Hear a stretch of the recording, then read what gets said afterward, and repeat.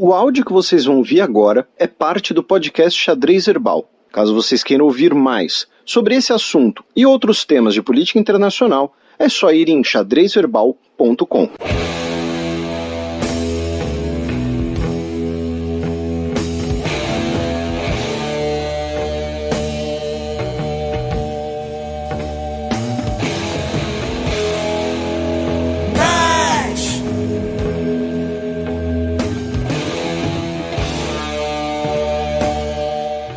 Macron estuda dissolver entidades islâmicas após decapitação de um professor perto de Paris. Então, essa última semana, essas últimas 2 semanas, foram bastante importantes, tá?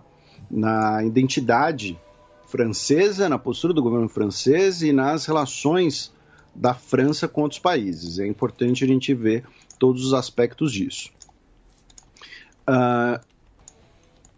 No programa passado, né, de 2 semanas atrás, o programa regular, não o programa com o Átila, a gente falou do assassinato, né, do professor Samuel Paty, um professor de história, inclusive,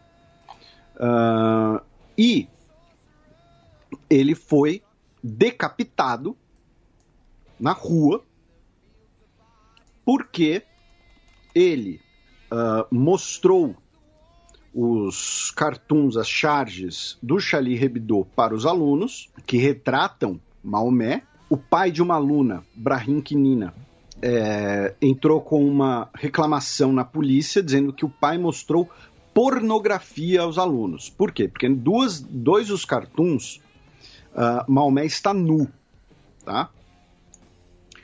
Aí, uma semana antes, a mesquita de Pantin, que é subúrbio de Paris, postou um vídeo em que o imã da mesquita, o Abdelhakim Sefrioui, ele declara apoio ao pai, protesta contra o professor, diz que o professor é um bandido, ele exigia a expulsão do professor da escola, e pouco depois do assassinato, esse vídeo foi retirado. Tá? Quem cometeu o assassinato foi um checheno muçulmano chamado Abdullahi Anzorov, cidadão russo, que foi para a França quando ele tinha 6 anos de idade, tá? Em 2008. Lembrando que em 2008 nós tivemos uma guerra no Cáucaso entre Rússia e Geórgia. Eu imagino que o motivo, né, da migração da família tem a ver com a guerra. E só abrindo um parênteses também, Felipe, em relação a essa questão do Cáucaso, né, propriamente, existe, né, uma numerosa colônia armênia também na França, né? Podemos lembrar, né, do Charles Aznavour ou do Yuri Djorkaeff, né, 2 grandes representantes dessa colônia. E que estão sofrendo muita perseguição por parte da colônia turca atualmente no país. Então, o assassino, né, ele era de origem chechena russa, tá? A irmã dele, em 2014, foi para a Síria. Segundo a polícia francesa, ele estava se comunicando com jihadistas na Síria antes do ataque e ele deixou um áudio em russo na qual ele se declara um mártir e que ele vingou o profeta ao matar o Samuel Paty, que insultou o profeta. O Anzorov foi morto pela polícia, tá? Caso, só recapitulando, né? Talvez se os nossos ouvintes não lembrarem. E esse assassinato acabou, né, levando à investigação do que aconteceu, e 16 pessoas foram detidas. Isso inclui o irmão, pais e avós do Anzorov, o Brahim Knina, China, que a gente mencionou, pai da aluna, o Imam Sefcoui, que teria emitido uma fatwa, ou seja, uma sentença jurídica da Sharia contra o Paty, e 4 alunos que teriam cooperado com o Anzorov sobre os horários do professor, sobre a rotina do professor. Então, esse é o assassinato, essa é a parte, digamos assim, da investigação criminal do assassinato. Aí vem a parte do governo francês. Por quê? O Macron visitou a escola, o Macron concedeu a Legião de Honra póstumamente ao Paty, que teve um sepultamento com honras, presença de familiares, recebeu diversas homenagens. O Charlie Hebdo disse que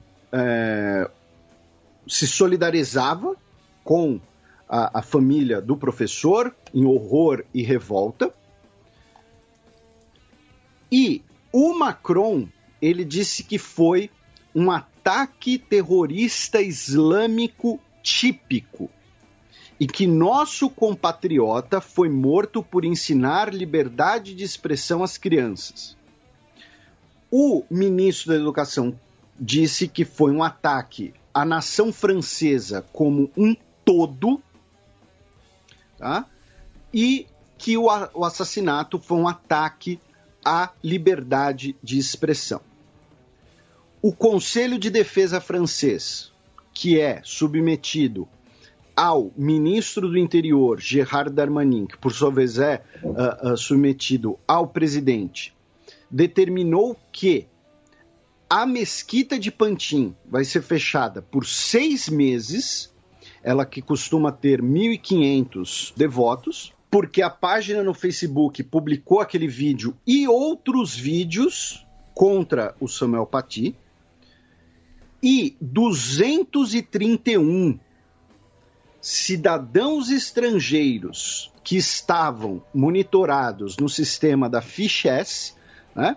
A ficha S, a letra S, seriam deportados.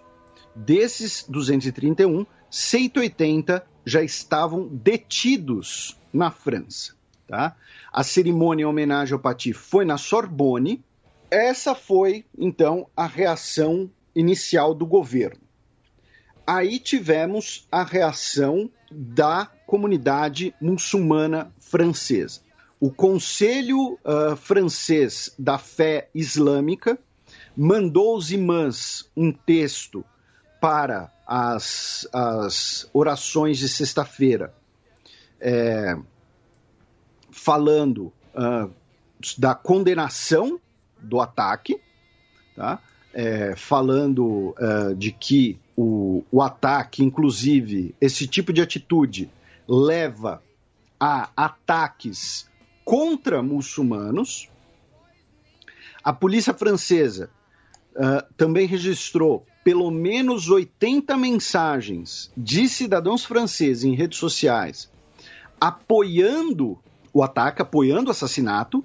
Tivemos outros imãs também condenando o assassinato e o ministro do Interior defendendo a dissolução de 2 ONGs muçulmanas que teriam realizado uma campanha de ódio contra o professor.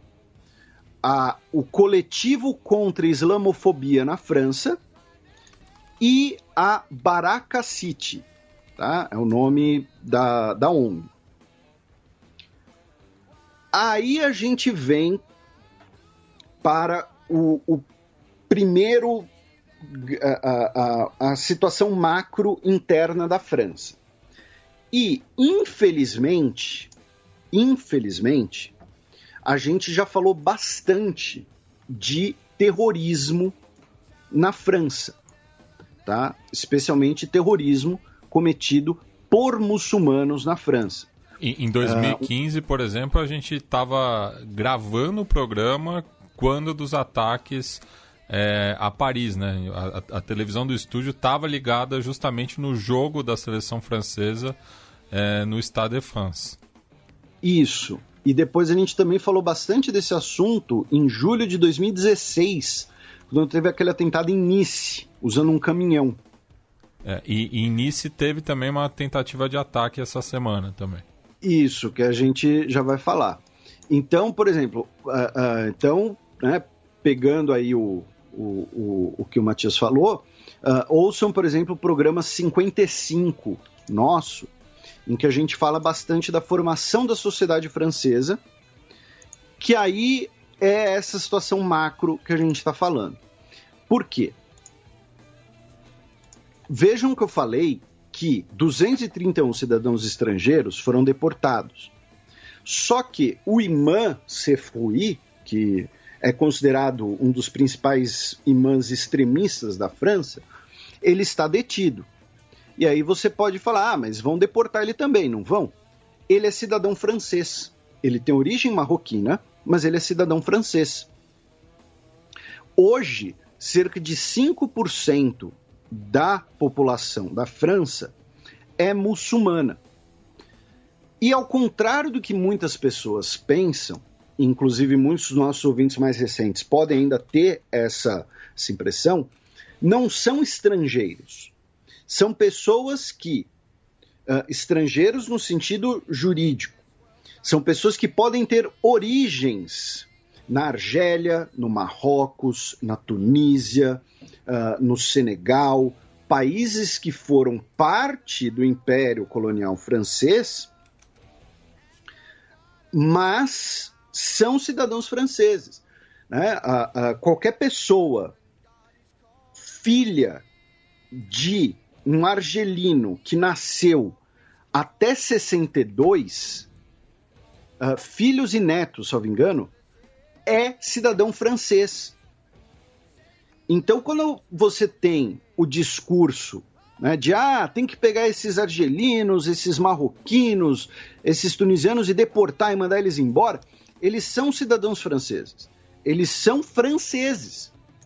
Então, a grande questão aqui é como lidar com a radicalização de uma parte, de uma fatia considerável da sociedade francesa, que é francesa, com os mesmos direitos de qualquer outro cidadão francês.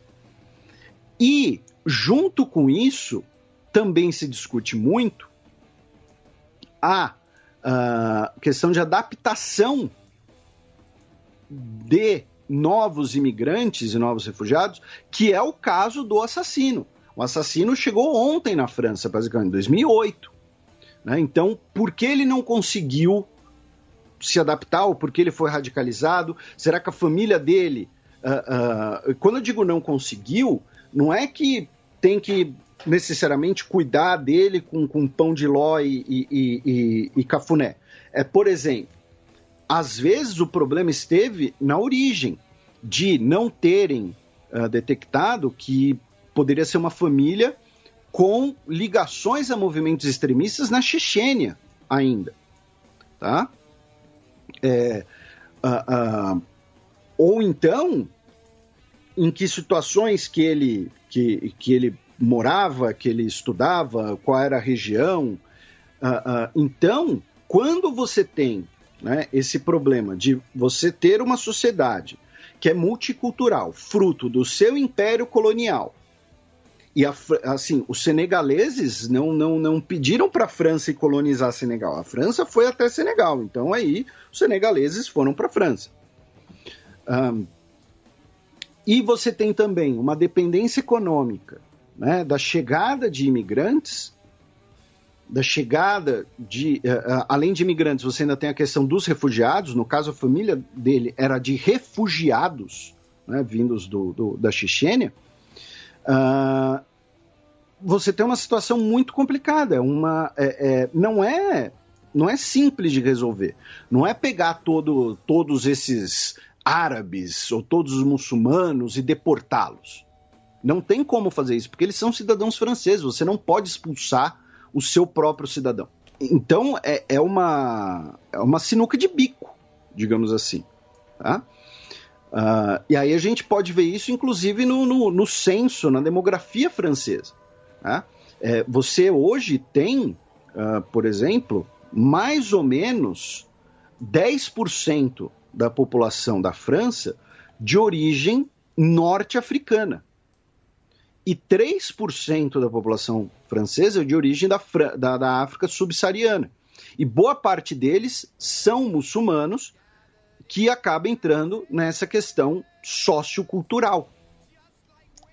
Então você tem que adaptar e receber uma população que é cidadã, cujos antepassados, inclusive, contribuíram para a prosperidade francesa. É importante colocar isso, tá? Porque não é que assim o senegalês está indo para a França porque ele tem esse direito, Katsu. Você tem essa questão religiosa, então você fica com uma clivagem ali muito clara, sociocultural, e essa clivagem começa a render problemas, inclusive com a radicalização de setores dessa sociedade do que a gente está falando. Então, aí o Macron, ele colocou que foi um atentado terrorista islâmico típico, e que aí vem a outra parte, é que ele coloca que esses grupos radicais islâmicos querem criar uma nova ordem social e rejeitar a república laica. Lembrando que a questão do laicismo é muito forte na França. A França é o berço do Estado laico, e tem coisas que, assim, que para nós no Brasil são muito comuns, lá são mal vistas. O Matias talvez se lembre de uma conversa... Lembrando que isso é um legado da própria Revolução Francesa, né? Já que Sim. Nas Assembleias Gerais o clero era o segundo Estado, né? E a Igreja Católica, durante muito tempo, foi o principal poder político na França. Né? Então era uma maneira de diminuir o poder político da religião. Até a própria expressão eminência parda se dá nesse aspecto, né? E quando a gente, o Matias talvez se lembre, a gente teve uma conversa com um conhecido nosso que é francês, o Steph, e estava passando algum jogo de futebol na TV e mostrou jogadores realizando aquela oração antes do jogo no túnel, que é algo muito comum no futebol brasileiro. E só um parênteses, né, que o Steph é pianoá, né, porque ele é nascido na Argélia, de pais franceses. E ele falou que na França, se um jogador puxasse uma oração no túnel antes do jogo, ia dar uma polêmica de qualquer orientação religiosa.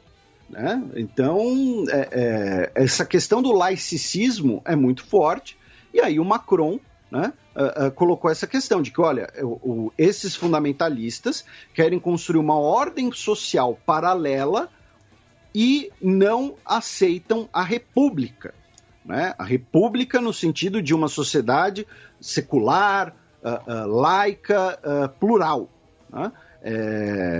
O lema, inclusive, Viva a República, é muito forte na França. Quando a França ganhou a Copa do Mundo de 2018, os caras lá comemorando, gritando Vive la France, Vive la République. né, contra o legado, justamente essa imagem do legado do absolutismo francês, da religião como um pilar político muito forte na França. Porque apesar do movimento restaurador ser diminuto na França, ele ainda existe, né? E o próprio hino nacional francês é uma canção revolucionária, né, da Revolução Francesa, a Marselhesa. Então, essa é a questão macro interna. Como essa sociedade francesa vai fazer, como o governo francês pode agir para tanto proteger a sociedade francesa de extremistas, ao mesmo tempo em que integre essa maioria de pessoas que estão na França por direito e também para proveito da própria França, né? Como eu disse, questões de postos de trabalho, mão de obra, reposição demográfica e tudo mais. Essa é, resumidamente, a parte interna. E aí a gente teve a parte externa, que foi o seguinte: o Erdogan, o Erdoğan, né, presidente da Turquia, candidato a sultão da Turquia, disse que qual o problema do indivíduo chamado Macron com o Islã e os islâmicos? Macron precisa de tratamento mental. Por quê? Porque como o Macron disse que foi um atentado tipicamente islâmico, lideranças de outros países declararam repúdio a essa declaração do Macron. E o Erdogan, que já tem anos que a gente comenta aqui como ele busca, né, se projetar como um líder muçulmano, como um líder islâmico, né, a Turquia sediou aquela reunião de emergência da Organização de Cooperação Islâmica quando os Estados Unidos reconheceram Jerusalém como capital de Israel, por exemplo. Ele foi um dos primeiros a falar isso, né? E ele, além de dizer que o Macron precisa de tratamento mental, o Erdogan defendeu um boicote de produtos franceses. Também tivemos o premier do Paquistão, o Imran Khan, dizendo que o Macron correria o risco de marginalizar os milhões de muçulmanos na França. Em Bangladesh tivemos protestos também. Tivemos manifestações e protestos pedindo por boicotes, né, de produtos franceses. Eu já mencionei Bangladesh, no Irã, na Arábia Saudita, no Iraque. No caso da Arábia Saudita, isso também veio via um comunicado do Ministério de Relações Exteriores, dizendo que é necessário que respeite-se a liberdade intelectual e a liberdade religiosa.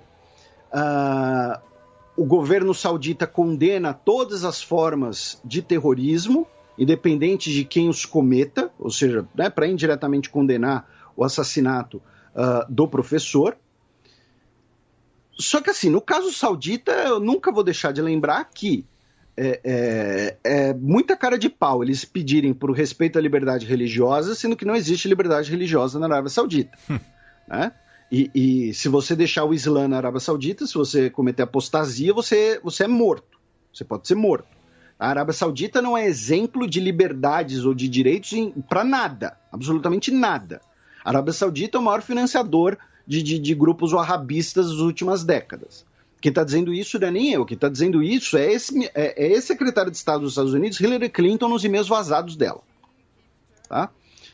No caso do Irã, o Irã convocou o embaixador francês para consultas, né, para ali prestar satisfações sobre essas declarações do Macron, e o Macron, ele trucou, digamos assim, em cima, ele não cedeu, dizendo que os extremistas islâmicos querem construir uma nova ordem, que eles querem o nosso futuro, mas a França não desistirá dos seus cartoons, né? Ou seja, fazendo uma referência também ao Charlie Hebdo.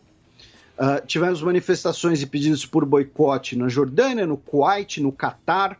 No Catar foi noticiado que produtos franceses foram tirados das prateleiras de supermercados, tá? Especialmente produtos de beleza, né? e tudo mais. E aí entram dois problemas. Um problema e o outro é uma contradição.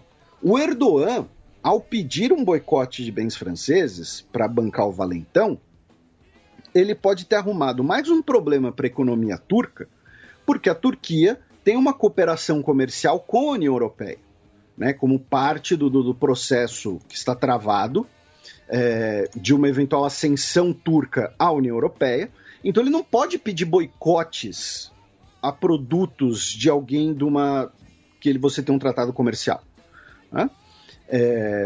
Então a própria Comissão Europeia repudiou as declarações do Erdogan, dizendo que elas são irregulares, elas ferem os acordos. E a segunda tudo bem, tá todo mundo aí fazendo boicote, dizendo que não vai mais comprar L'Oréal. Mas a dona Arábia Saudita, o senhor Emirados Árabes Unidos aí, na hora de comprar armas, adoram uma Dassault, adoram uma Aeroespacial, né, adoram um Airbus. É curioso isso, né? Na hora de comprar armas não tem boicote. E o Paris Saint-Germain vai ser vendido? Pois tem essa também, né? O Paris Saint-Germain, que é propriedade do Catar. Inclusive, recentemente foi dia do servidor público, né? Um feliz dia do servidor público pro Neymar, que é funcionário público do Catar. Inclusive, o PSG, né, no meio da semana, jogou com uma camiseta grená, né? Que, curiosamente, é a mesma cor que a seleção Qatari utiliza. E qual foi a justificativa pro PSG jogar de grená? Não sei. Porque o clube não é grená. Não.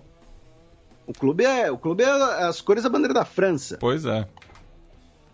Então, que beleza. Então, assim, nós tivemos o assassinato, aí nós temos consequências sociais desse assassinato, temos questões políticas internas e políticas externas desse assassinato, com os boicotes e tudo mais. E essas consequências externas acabaram sendo trucadas de novo, porque o pessoal do Charlie Hebdo foram lá e fizeram charges de quem? Do Erdogan. Em uma ele tá com um anel, um turbante em forma de bomba. Em outro, ele é um tiozão barrigudo de cueca, sentado numa poltrona, levantando a roupa de uma mulher para ver a bunda dela. Eu estranhei que eles não fizeram nada envolvendo o Erdogan, justamente como você mencionou. E aí o Erdogan, né, passou recibo, ficou bravinho, e o governo turco anunciou que pode tomar ações legais e diplomáticas contra o Charlie Hebdo, lembrando que, né, ofender o presidente na Turquia, entre aspas, né, virou crime, e 36 mil pessoas foram investigadas em 2019 por esse crime, sendo que dessas 3.831 foram condenadas, né? Então, e aí um jornal turco, um jornal iraniano, fez uma caricatura do Macron como Satã, enfim.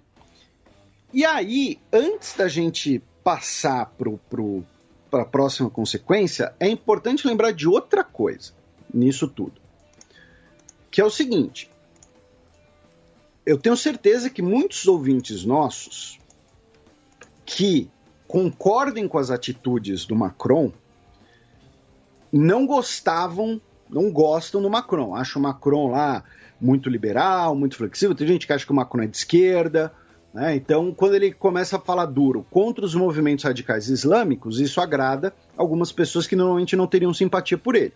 E eu estou falando, nesse caso, da nossa audiência, né? Ouvintes nossos que defendam posturas mais rígidas contra movimentos radicais islâmicos dentro de países europeus, ocidentais.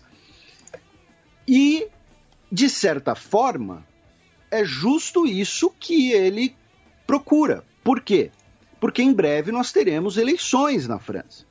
E o Macron vai disputar a reeleição.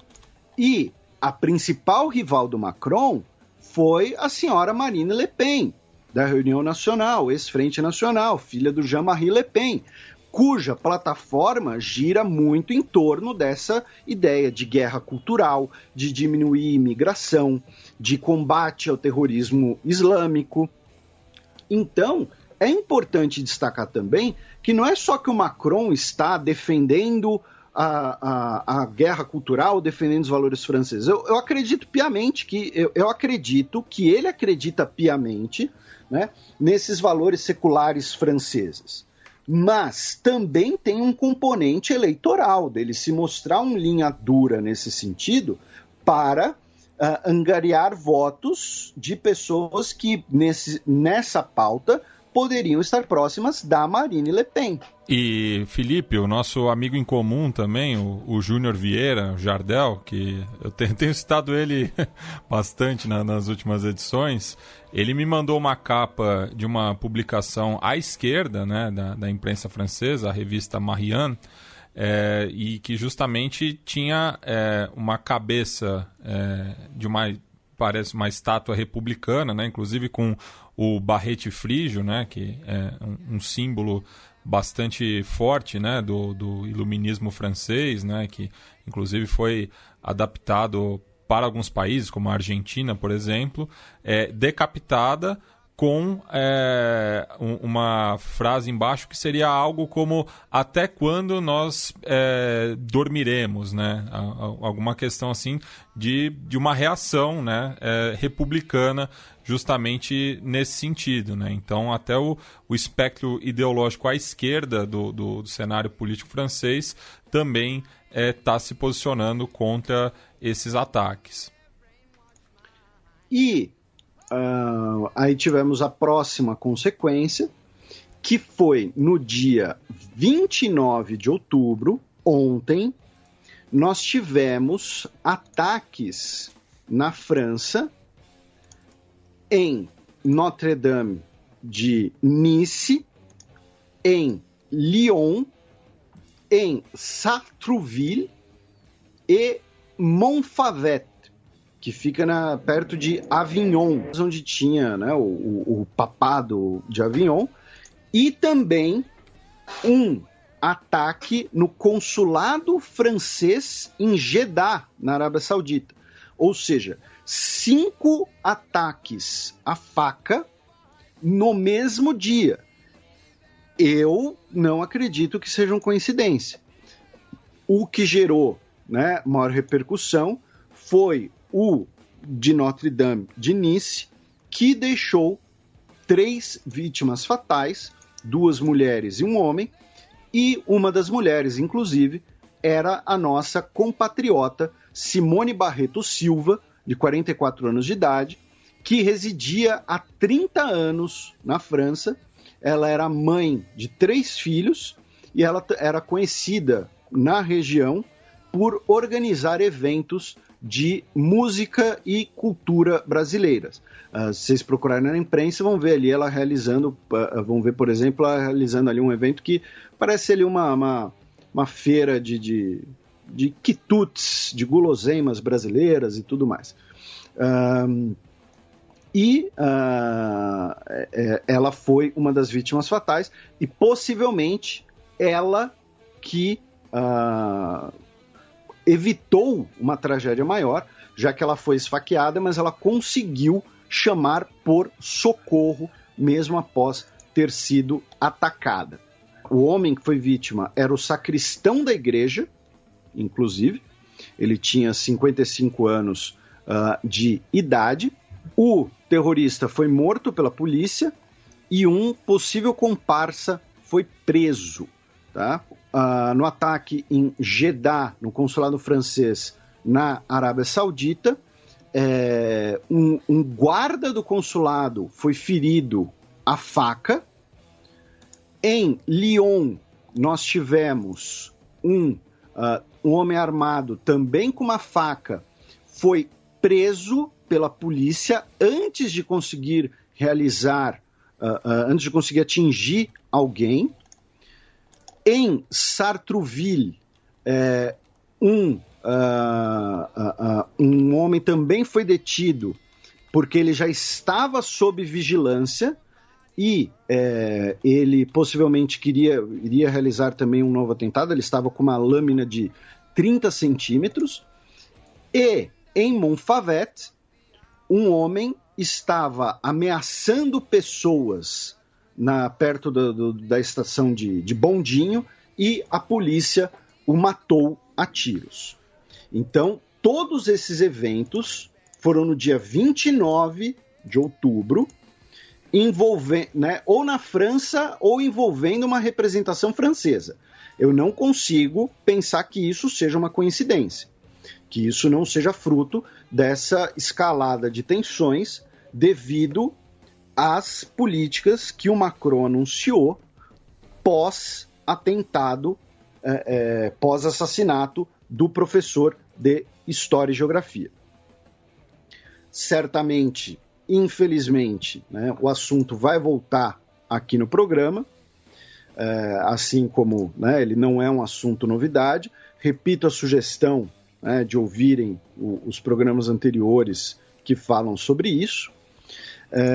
E aí a gente vai passar por outras notícias europeias. Tá? Começando ali pelo Canal da Mancha, tropas especiais da Marinha Britânica abordaram um petroleiro chamado Nave Andrômeda, depois que eles receberam um comunicado via rádio de que 7 homens a bordo do navio tentaram tomar controle do navio. O que parece ser um roteiro de filme de Hollywood, de pirataria, alguma coisa assim. Na verdade, é uma história bem mais triste, porque esses 7 homens eram nigerianos que estavam escondidos no navio e estavam desesperados, digamos assim, para conseguirem chegar no Reino Unido. Eles saíram de Lagos, na Nigéria. O capitão do navio, de cidadania grega, teria ameaçado eles, teria, enfim, dito que, olha, né, teria descoberto eles. Não sei se a tripulação sabia da presença desses homens nigerianos escondidos no navio ou não, ou se parte sabia ou não. E aí os nigerianos tentaram tomar o controle do navio, e aí, por isso, as forças especiais do Special Boat Service abordaram, tomaram o controle do petroleiro e descobriram a situação. Os 7 nigerianos foram detidos, tá? E não se sabe ainda, mas muito provavelmente serão deportados para o seu país de origem. E numa notícia paralela também relacionada a isso, Felipe, foram descobertos os restos mortais de 7 pessoas no Puerto de Villeta, a 30 quilômetros ao sul de Assunção, pelo rio Paraguai, que estavam em uma carga de fertilizantes de um navio sérvio. E conseguiram identificar que 3 dessas 7 pessoas eram de nacionalidade marroquina e um egípcio. Então tá aí mais uma notícia de pessoas que no desespero acabam morrendo em situações bizarras e violentas. Não, e saca só o trajeto que o navio fez, né? Ele saiu da Sérvia, passou pela Croácia, pelo Rio, depois chegou ao Egito, do Egito à Espanha, da Espanha a Buenos Aires e de Buenos Aires ao Paraguai. Então ele viajou mais de 10 mil quilômetros. E tudo isso dentro de um container, né? Isso, um container de fertilizantes. Pois é. E ainda no Reino Unido, o Partido Trabalhista decidiu suspender o Jeremy Corbyn, o ex-líder do partido e que foi candidato a primeiro-ministro do Reino Unido, devido a um relatório interno, uma investigação interna de críticas de antissemitismo. Tá? O relatório diz que as denúncias públicas de antissemitismo no Partido Trabalhista são extremamente exageradas, porém, na conduta do Jeremy Corbyn e de outros integrantes do partido, foram sim detectados aspectos antissemitas no comportamento. Aí a gente cruza o Canal da Mancha de volta, mas agora para os Países Baixos, né, já não é nem mais Canal da Mancha, né, já vira Mar do Norte ali, eu acho, em que o Erdogan, o Gollum, a gente já falou dele, e por um motivo parecido, disse que vai processar o Geert Wilders. O Geert Wilders é a Marine Le Pen dos Países Baixos, um líder ele, no caso, abertamente xenófobo. A Marine Le Pen de tamanco. e com cabelo de vilão de desenho animado. E ele compartilhou, né, as charges contra o Erdogan e tal, e o Erdogan disse que vai processá-lo. O primeiro-ministro neerlandês, o Mark Rutte, disse que eu tenho uma mensagem muito simples para o presidente Erdogan. Nos Países Baixos, a gente considera a liberdade de expressão um dos principais direitos, e isso inclui cartoons, e que isso inclui cartoons de políticos. Ou seja, basicamente disse que, olha, passa amanhã, né? Nos Países Baixos, vamos para a Dinamarca, onde o Frank Jensen, do Partido Social Democrata, renunciou como prefeito de Copenhague, ou melhor, como Lorde Prefeito de Copenhague, né, porque é o título, né, no dia 19 de outubro, depois de denúncias de assédio sexual. Diversas mulheres se articularam para fazer essas denúncias. Ele confessou ter tido comportamentos inapropriados nos 30 anos prévios de sua carreira, incluindo um café da manhã na prefeitura de Copenhague em 2011, quando ele tentou lamber uma colega. Nossa. É isso mesmo, né? Pois é. E aí ele renunciou, ele que era o vice-líder do Partido Social Democrata, inclusive, né? Ou seja, poderia um dia até ser candidato a coisas maiores. Da Dinamarca, a gente cruza a fronteira com a Alemanha, onde a autoridade antitrust da Alemanha, o Escritório Federal de Cartéis, anunciou que está investigando a Apple e a Amazon por comportamentos anticompetitivos, tá? Ou seja, né, por usarem ali o seu poder econômico, né, para influenciar o mercado, para balancear o mercado. E numa notícia parecida, inclusive, o Departamento de Justiça dos Estados Unidos anunciou que vai entrar com um processo antitrust contra a Google, tá? Na verdade, contra a Alphabet, né, que é a dona da Google, né, por abusar de monopólio. Então, tá aí duas notícias sobre questões antitrust e questões de abuso de poder econômico. Da Alemanha, vamos para a Polônia. Um nacionalista alemão ou um nacionalista polonês diria que a gente não cruzou nenhuma fronteira, onde a Suprema Corte do país, no final da semana passada, determinou, né, que aborto de gestação em casos de má formação do feto são inconstitucionais. Tá?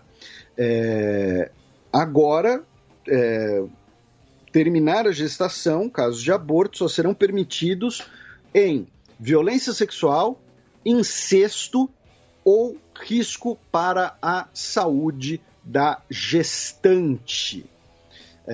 O comissário do Conselho da Europa para Direitos Humanos disse que foi um dia triste para os direitos das mulheres, e isso motivou grandes protestos por toda a Polônia, que já duram dias, tá?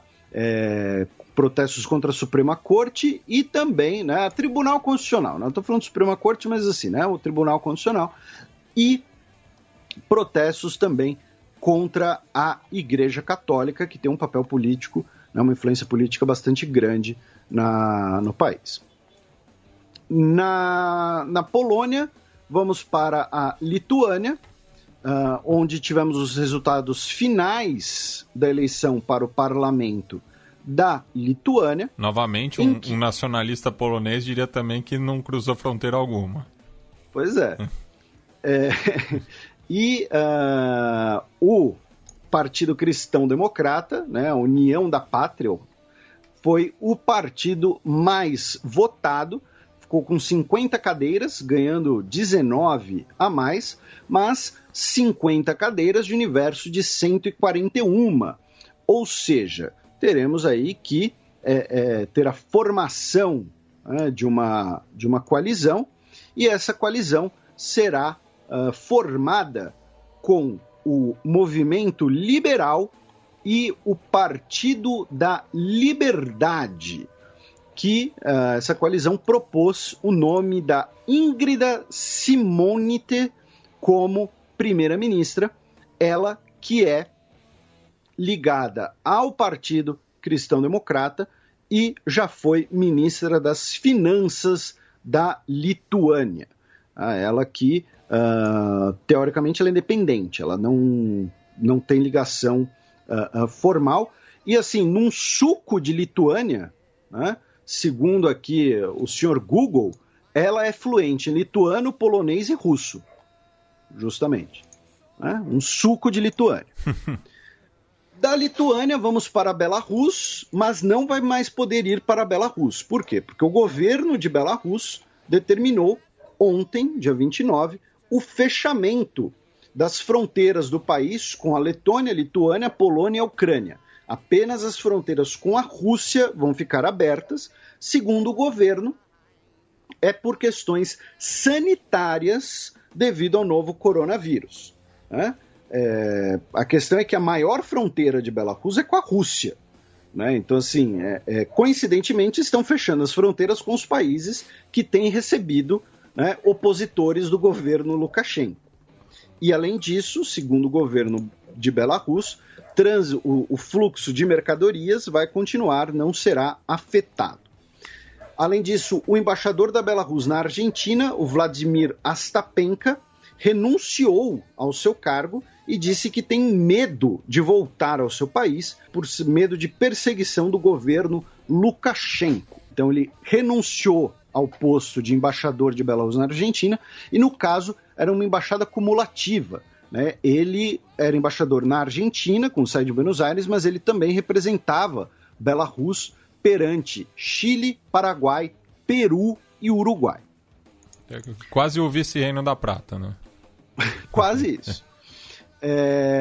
E os nossos ouvintes podem pensar, se o Lukashenko fechou a fronteira é porque ele está desesperado, o embaixador, né, abandonou ele e tudo mais. Nem tanto, porque o grande protesto previsto para o último final de semana não deu certo, tá? Não teve uma grande adesão. A greve geral convocada pela oposição não pegou também, e a gente comentou isso aqui na época, tá? Que os protestos contra o Lukashenko são especialmente protestos de classe média urbana. Tá? Trabalhadores fabris, por exemplo, trabalhadores rurais, continuam muito em apoio ao Lukashenko. Tanto que na época, quando a gente fez o programa que a Bielorrússia foi o principal tema, algumas semanas atrás, a gente falou, por exemplo, da visita do Lukashenko a uma fábrica em Minsk, que ele foi recebido, né, com muito carinho e amor. Claro, parte desse carinho e amor deve ter sido, né, por pressão, mas ele tem apoio dos principais sindicatos, por exemplo. Então, a situação do Lukashenko não está tão ruim quanto possa parecer, não. De Belarus, vamos para Moldova, ou Moldávia, né? Tem as duas formas, que vai realizar eleições presidenciais agora no dia 1º de novembro. E o Igor Dodon é candidato à reeleição. Sua principal adversária é a Maia Sandu, que foi primeira-ministra da Moldávia, quando teve a crise da Moldávia do ano passado, que a gente mencionou brevemente, claro, né, bastante breve, e as pesquisas apontam ali uma situação equilibrada entre os dois. Provavelmente teremos um segundo turno, já que além desses dois nós temos vários outros candidatos menores, tá? E se tudo der certo, em breve a gente vai ter uma convidada aqui do programa da Moldávia, que fala português. Os nossos ouvintes são tão bons, meu caro Matias, que eles acham pessoas da Moldávia que falam português. Tá? Tô falando sério. E aí, para a gente fechar, vamos até o Cáucaso, né, onde uma terceira tentativa de cessar-fogo entre a Armênia e Azerbaijão fracassou. Tivemos agora esse cessar-fogo, tentativa de negociar, né, foi pelos Estados Unidos, mas não durou muito, foi assinado, né, na segunda-feira, dia 26, e foi violado na terça-feira, dia 27. Junto com isso, nós tivemos um avanço de tropas azeres controlando a ponte de Kudaferin, na região de Karabakh, que é uma ponte importante para a logística, para o trânsito, né, na região. O ministro da Defesa de Artsakh, né, da República de Artsakh, foi ferido num ataque, o Jalal Harutunian, e foi substituído pelo Mikhail Arzumanian, que agora é o ministro da Defesa da República de Artsakh, que é, né, a articulação armênia na região, que é por direito internacional do Azerbaijão.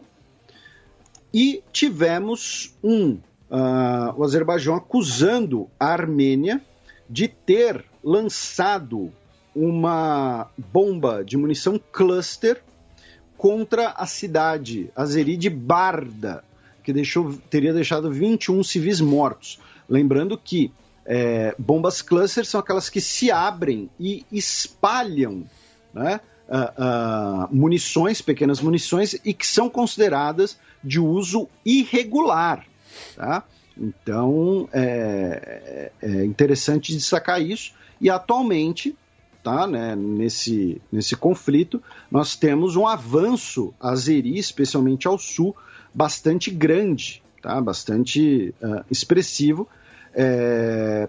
Eu só estou esperando a hora do Putin dar um chega para lá no Azerbaijão, né? Mas vamos ver aí, a gente já falou bastante desse assunto aqui, ouçam também nos programas anteriores.